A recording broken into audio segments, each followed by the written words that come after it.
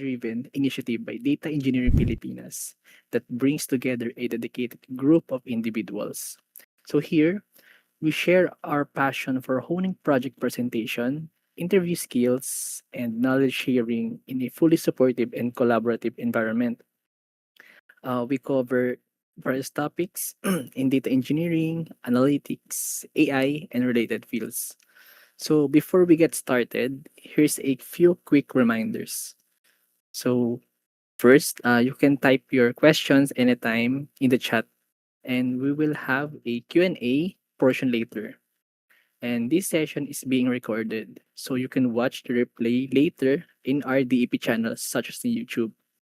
And also, we are here today with other volunteers, and they will manage our chats such as Jamai and Yubi, I think. So I think let's move on to the main event. So uh, our speaker for tonight is Sir Joseph Nueva España Villarnes, a geologist, GIS practitioner, and aspiring data engineer. He has a strong background in geoscientific research with experience in mineral and geothermal exploration and is currently working as a GIS professional in the renewable energy sector. So beyond his core work in geoscience and GIS, he is actively developing his skills in data engineering, particularly in building ETL pipelines. So let's give a warm virtual welcome to Mr. Joseph. So you may have the stage right now and you can share your screen, Sir Joseph.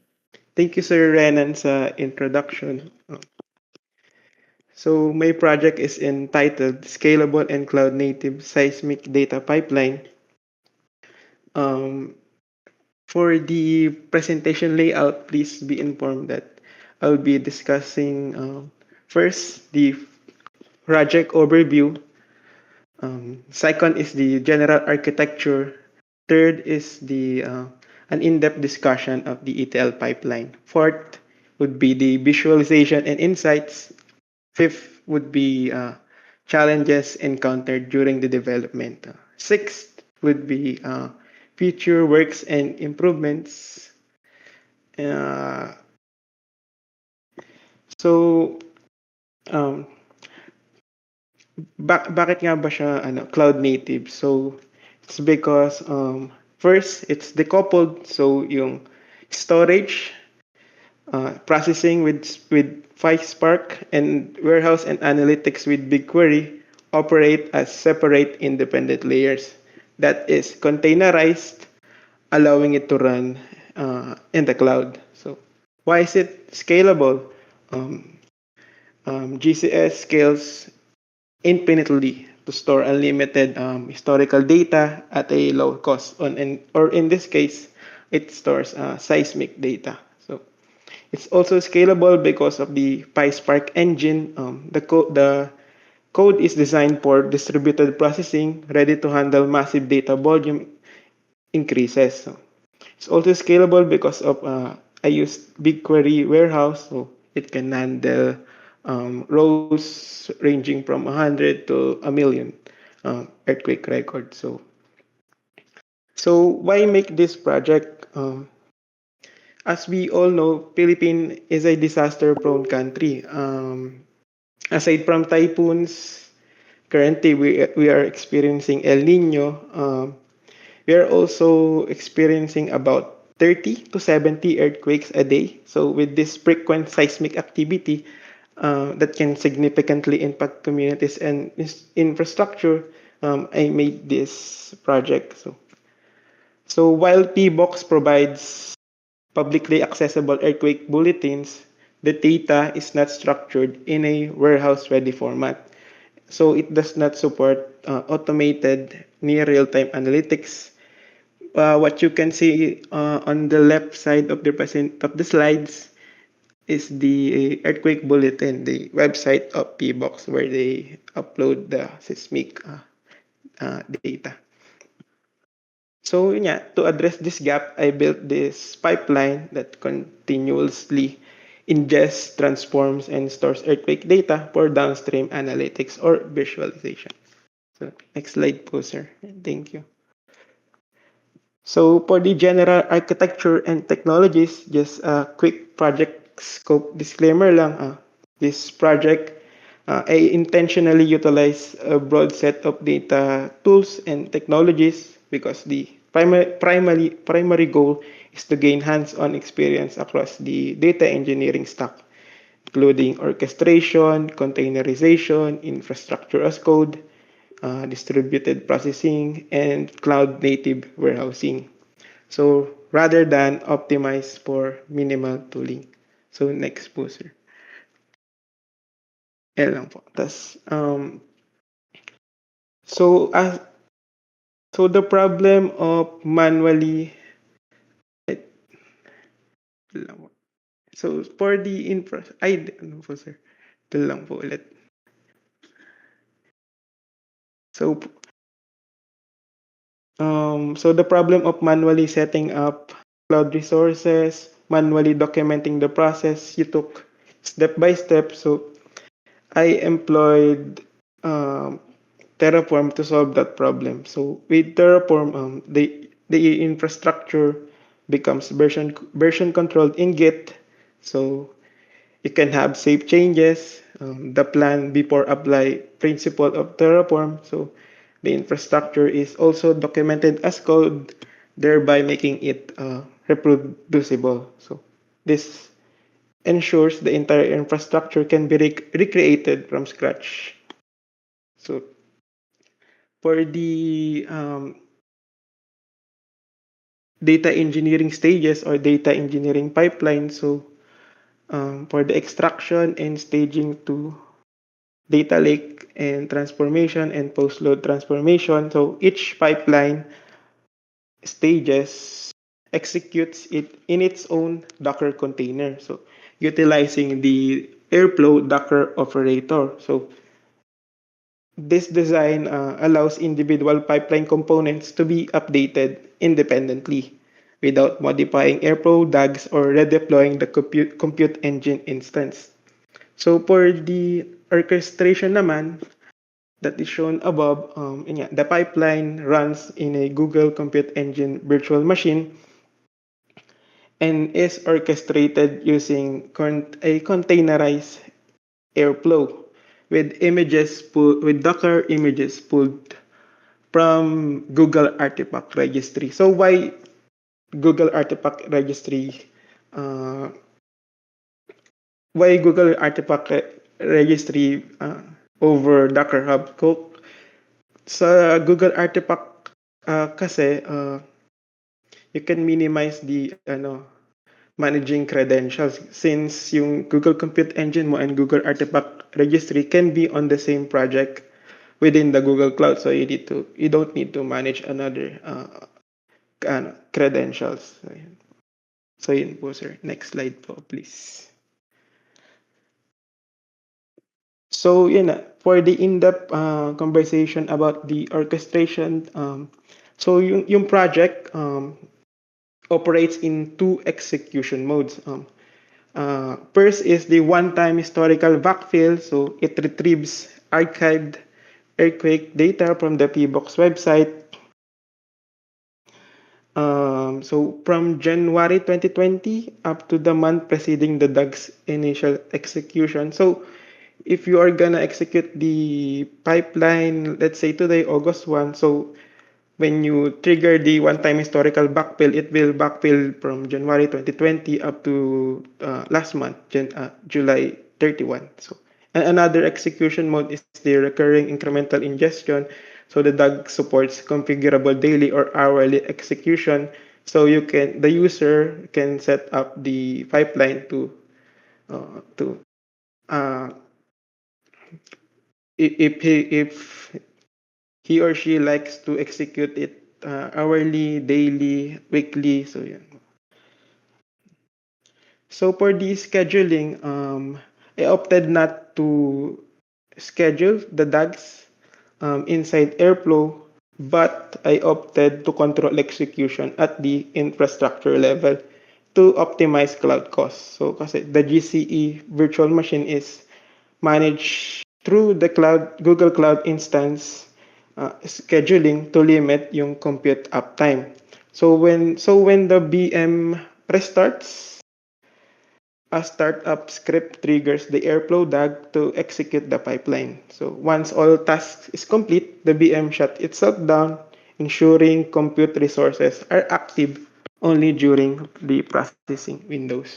So next slide po, please. So for the extraction and staging, this is the first stage in the pipeline. So data scraping and parsing. So earthquake records is scraped from the official PBox website and processed using Beautiful Soup, which structures and parses the raw HTML content. Then it now stores it and stage it. Uh, the cleaned and organized CSV files which are subsequently uploaded na siya din sa GCS bucket. So next slide po please. So in this share ko sana yung processor script pero let's continue na lang. So for the data transformation, it features a automated file detection. So it dynamically detects and fetches the latest earthquake CSV in the GCS. So it's the CSV file that the previous stages the previous pipeline stages. So it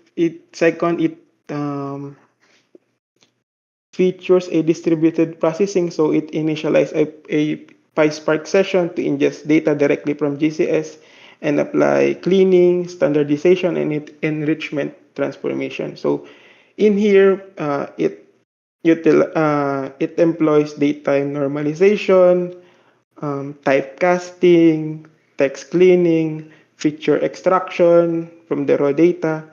So, yun po. So, next slide po. So for the data modeling, this project implements a lightweight dimensional data model in BigQuery. So a primary fact table for earthquake events range with 110,000 plus rows and growing. So a small provinces dimension table with 83 provinces and 17 regions. So for the dimension table, it's sourced from a government open dataset that is then processed and curated. So it is the dimension table is the one being referenced in the DML part of the um, post load transformation. So it acts as a reference for standardization of the provinces names, location names. So yun po sir. Next slide po please. So to insert the data that has been transformed, I utilize a BigQuery stored procedure. So in the final stage of the orchestration, the last container runs a Python script that connects to BigQuery and triggers a stored procedure for post-load transformation. So the stored procedure is triggered that enforces a location standardization and foreign key mapping. Standardizes province names and maps corresponding province ID values using a dimension table lookup. So it also enforces a unique ID generation wherein BigQuery farm fingerprint is utilized. So it generates unique ID by combining the latitude, longitude, magnitude of the earthquake, the depth of the earthquake, the time that it occurred, to form that unique ID generation. So it also acts as a duplication checks because there is no when there is two distinct earthquake with the same latitude, longitude, magnitude, depth, it probably is just a duplicate kasi parang there is no parang earthquake that occurs at the same time with the same magnitude with the same depth. So it's probably is a duplicate. So it also enforces the stored procedure also enforces the upsert integration. So yun nga, yung stored procedure, siya na yung nag-merge ng stage data to the main table. So, next slide po, please. So dito, interactive ko sana yung explanation, but anyway, so yun po. The pipeline structure ni real-time seismic data to support dashboard monitoring and exploratory analysis with geospatial mapping highlighting earthquake, magnitude, depth, and regional impact. So, dun sa dashboard, you can access it din naman dun sa GitHub repo. So, yung dashboard, you can see the earthquake count, regional hotspot. You can sort and filter for the date, province, magnitude, depth. So, the visualization or the dashboard supports analytical questions such as if you want to identify the most seismically active regions. So when you look at the map on the bottom part, you can see that the Eastern Mindanao experiences one of the most actively seismically active part of the Philippines. So meron din parang linear structure going from Mindanao up to the Luzon area. So that correspond for yung Philippine fault zone. Yung clustering naman ng earthquake around Eastern Mindanao is from the Cotabato Trench as well as the Philippine fault zone. So if you can see the parang clustering then sa South Mindanao, so it corresponds to the just recently the 7.8 magnitude earthquake in near Sarangani. Uh, so so yun parang nagkaroon siya ng aftershock that counts, I think tens of thousands na yung aftershock. And then when you look at Cebu, then meron din siyang clustering around it. So with this dashboard, you can also sort for high magnitude earthquakes. So where does it go most frequently? So yan. Next slide po, sir. Thank you. So dito rin you can also look for clustering as well as you can sort for low magnitude earthquake. So with low magnitude earthquake, you can trace where are the earthquakes that corresponds for volcanic activity. Meron din sa Taal, as well as you can correlate din yung mga low magnitude earthquake swarms for hydrothermal activity. Meron neto sa Laguna. If you can visit the dashboard, you can see the low magnitude earthquake that corresponds to a hydrothermal activity. So it can be used as a exploratory tool for geothermal activity. And then, so yun nga, we all know naman yung hydrothermal and geothermal activity can be utilized, can be exploited for geothermal energy. So, iano ko sana yung tawag dito, yung di-trigger ko sana live yung data pipeline, but anyway, so yun, final remarks lang. So this is my first time building an end-to-end data pipeline. So it might look like Frankenstein yung project. So yeah. Ayun, meron pa pala. Challenges. So building this project, so I encountered challenges related to tool adoption curve. So learning, as a first time building an end-to-end pipeline or actually building a data engineering, a software engineering project, I encounter some sharp learning curve, learning Airflow, PySpark, Docker, and Google Cloud Services. So also sometimes learning versus LLM reliance. So knowing when to use AI for prototyping versus when to read official docs, dig through forums, and debug manually to truly learn. So, and also time constraint then as someone fully as a full-time employee. So finding the time to build the project is also a challenge. When it comes to pipeline and data, so pag nag HTML changes, when there's an update on the PBox website, so the first stage might break then. So I need to update the pipeline or yeah, ship changes. And then data revisions and corrections. So PBox sometimes updates earthquake records hours or days after an event, re-evaluating magnitude depth or epicenter, making initial ingested data less accurate. So sometimes, di ba, yung PBox uh, release data as soon as possible. So it might be 7.5 and then for an hour later it can change to 7.8, something like that. So, next slide po, please. Ay, wala na ata. Ay, future works. So for future works and improvements, it could be an automated alerts and reporting, deliver weekly earthquake summaries and real-time alerts via Slack or email notification channels, a CI/CD pipeline to automate testing, code quality checks, and deployment of ETL scripts, a human impact analytics, so integrate Philippine demographic and population dataset to estimate local exposure and potential human impact during seismic events.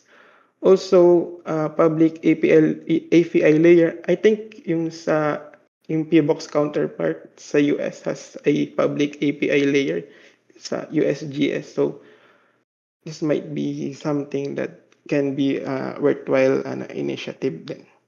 So, next slide. Ayun. So yun lang po.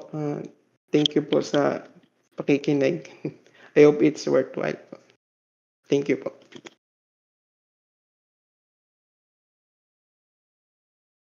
Ayun, so thank you, Mr. Joseph, for sharing your wonderful project. Since this is currently uh, a trend right now, since there's a lot of earthquake here in Philippines, since we are in Ring of Fire.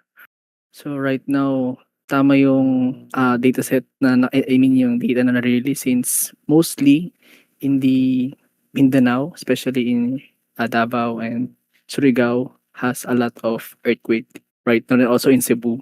So right now, we can proceed to the Q&A session. So anyone that can ask question, you may type here in chat, or if you want to share it via a speaking stage, you may request to speak.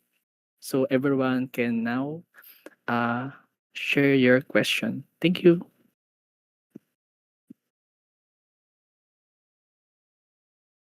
Ayun. So for the first question for Carlo, key takeaways po from the project.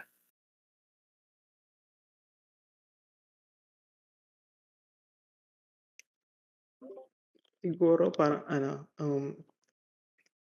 it's really a need to uh, make sense of the data available on the internet. Parang there's lacking din sa uh, data engineering part saka sa analytics, parang to make some insight din and analytics dun sa mga available data sa Philippines. And then, ayun, I hope lang din na marami pang government ang mag-open source ng data nila. Parang ganun. So for the next question to Miss Sandy, a lightweight REST API, will that minimize compute cost? You mean po ba parang yung source ng data would be an API instead of scraping?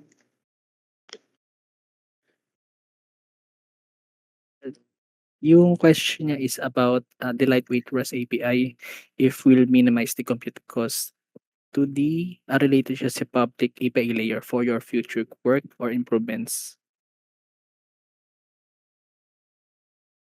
Public API. Wait. This one in your in the future work and improvements that you mentioned in the slide.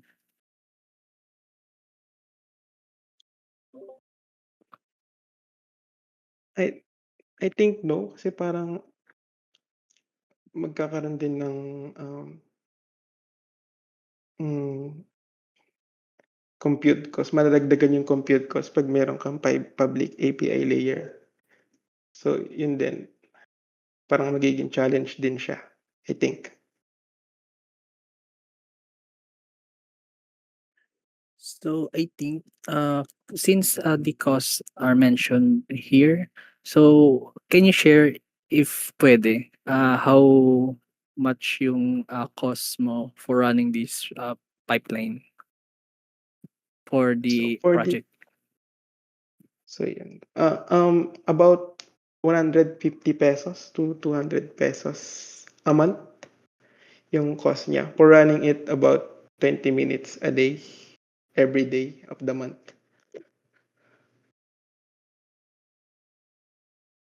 So So you for would imagine if if it is running ano, the whole month is gonna be in thousands of pesos. so for the 150 range pesos, uh, it covers all of the infrastructure like yung compute costs and anything that na-share mo here in the project, the general architecture and tech stack, or just the compute cost only? Yes, sir, yung all Google Cloud costs na po, including the virtual machine and the BigQuery as well as the Google Cloud Storage po.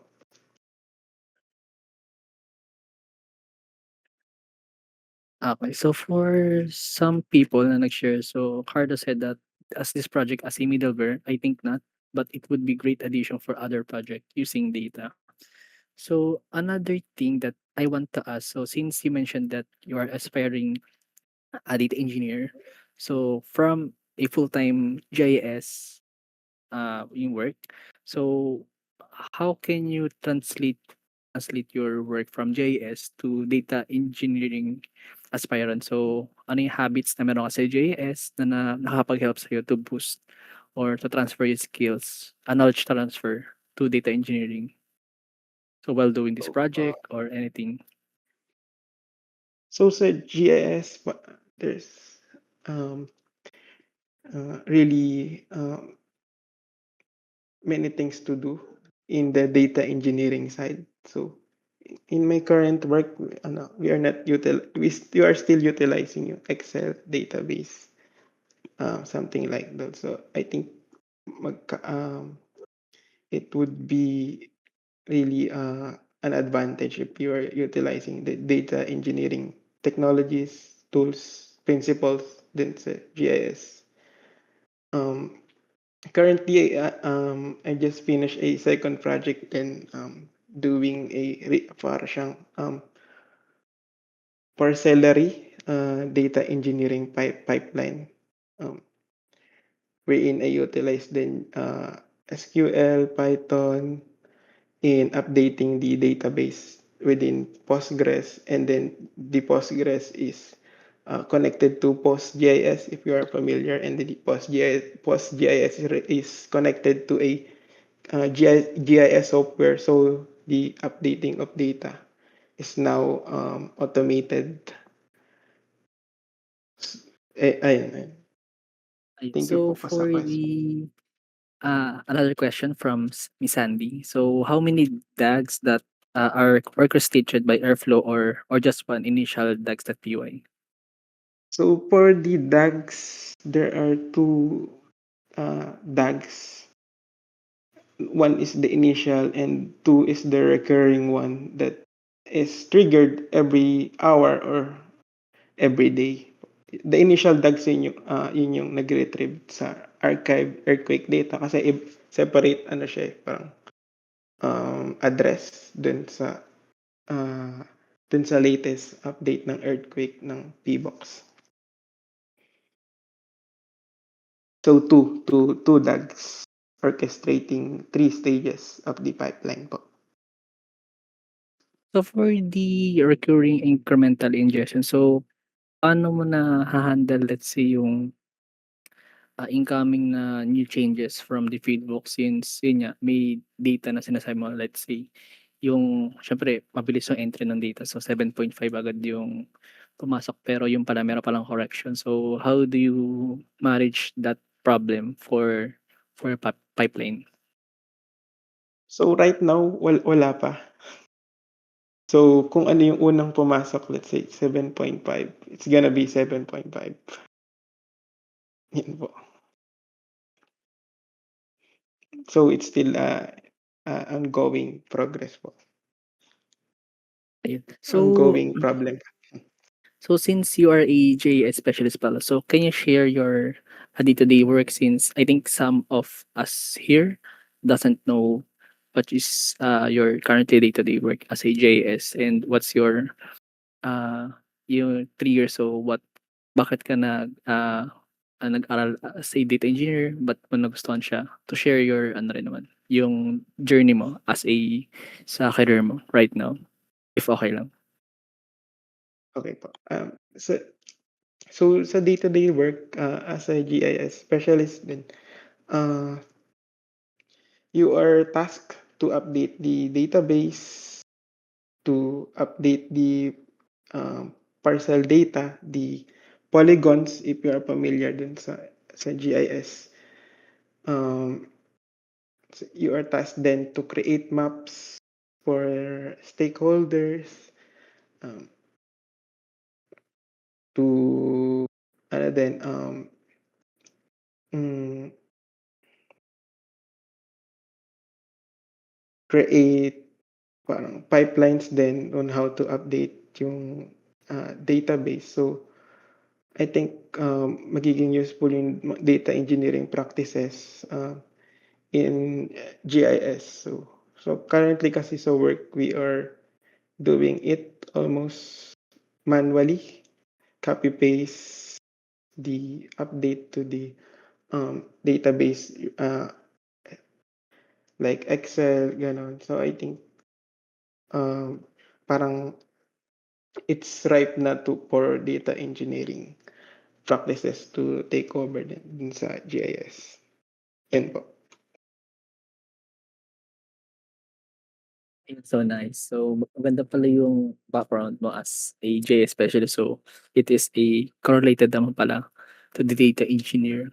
So parang ino-automate mo yung work mo for being a JS to mapabilis yung work na syempre since you mentioned nga na manual yung pag-input ng data which is troublesome nga din for your work since yun nga repetitive siya. So Yes, sir. uh, yeah, tama. So, does anyone have a question if want to share? I think so. I have some question pa rin siguro. Since you mentioned nga na you want to be a data engineer, so what can you share to some also aspiring data engineer na to create some project na makapag-help sa kanila to improve din yung learning path nila as of now since we have AI for the other data engineering aspirants. What can you share na yung ano mo na habits or anything? So for me personally siguro parang get started as quickly as you can. So usually for me in my experience yung first project is yung pinakamadugo. Then um, right now I just finished yung second project ko. So with the second project parang it's second nature na minsan. Parang it really hurts the first time. Yan. Ayun, nice. So, I think we have a new question from Miss Sandy. So, is the government open data set on provinces reliable or did you have to clean it, process and curated? I think it's reliable enough. But yes, I did need to clean it pa, process and curated kasi yung structure niya dun dun sa CSV file, parang it's not aligned dun sa mga columns. So I need to process and curate it during the development. Yun po. Ayun, thank you for the question. And also we have another question to Carlo. So how easy is it in your data and to script government data? Some websites I've tried like Ched had lots of protection and wondering how did you fare that on that regard? When it comes to that PBox earthquake bulletin, for me it's easy. Parang I did not encounter any guardrails in scraping the PBox data. Sometimes lang experience nagta-time out siya or nagkakaroon ng error pag merong earthquake, then after that parang siguro nagkakaroon din ng overloading dun sa website ng PBox. So sometimes pag merong major earthquake, nagfe-fail yung first stage ng pipeline. So ayun po. Thank you po sa question.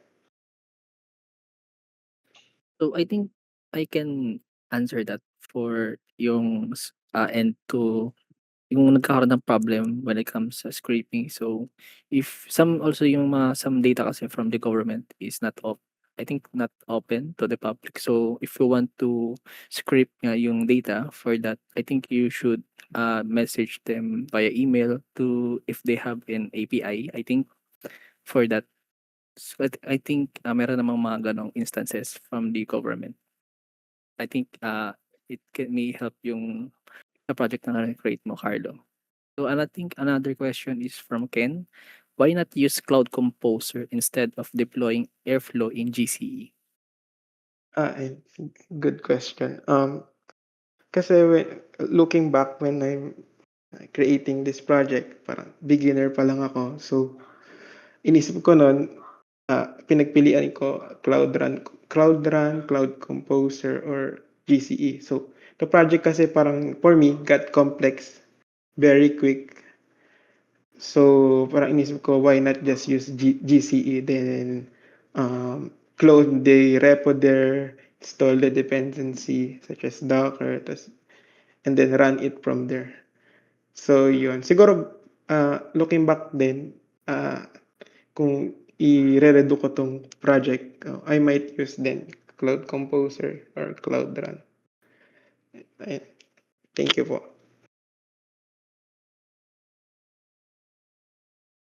Ayun. May tama nga naman yung na-share mo. And also Miss Sandy said that mahal din yung Cloud Composer. Then also mas mura nga yung Cloud Run. So before we wrap up, so does anyone have a question that want to follow or ask question anything related about data engineering or also to the project itself?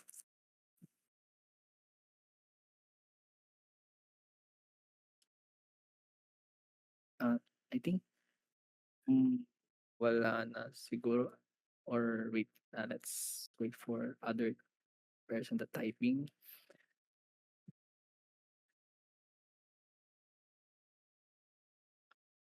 From Kim Audrey, what made you decide po kung bakit ganyan yung structure ng Docker file? So for me, yung simplicity din nung Airflow Docker operator. So parang instead of using yung Python operator, I'll just use the Docker operator para separate siya in stages. Iniisip ko din noon para sa future scalability. So I don't know, as a beginner, parang gusto ko lang gamitin yung Docker. Iniisip ko parang mas madami akong matututunan. So parang yung Airflow, dinakerize ko din. Yung each stages, dockerize din. I find it, uh, mas simple yung buhay kung i-dockerize ko na lang. Ganun, you know. So yun nga, parang siguro pwede rin talaga yung Python operator, tsaka mas simple lang yung magiging pipeline mo if you use Python operator. So yun nga, bilang beginner, parang gusto kong gamitin lahat yung tools para din matuto. So, yun. Thank you po sa question.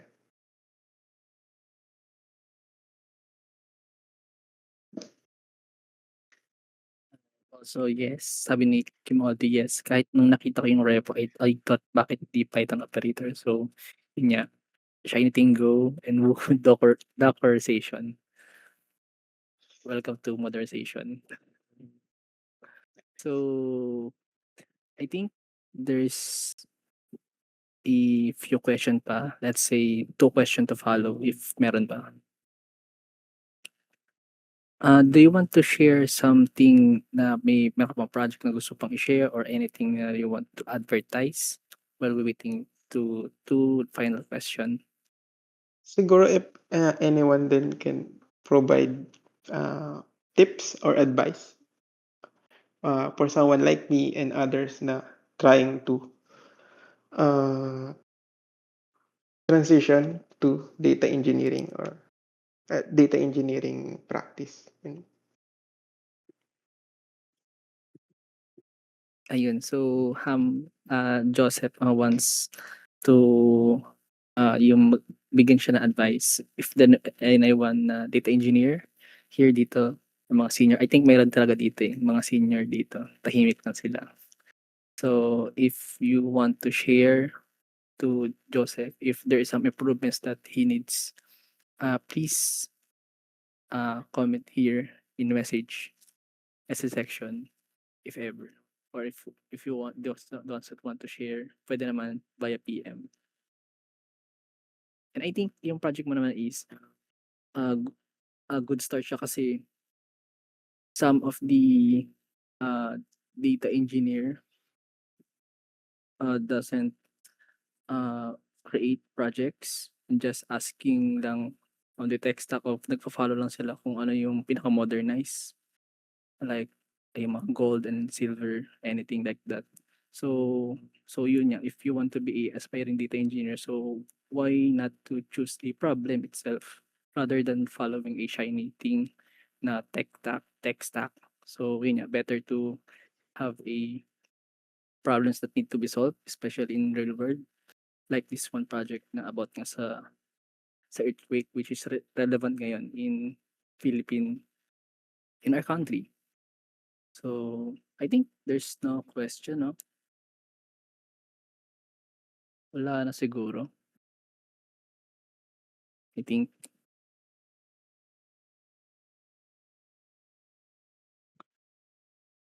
Thank you, sir, sa advice. pero hindi kasi ako hindi ako data engineer and aspiring lang din ako.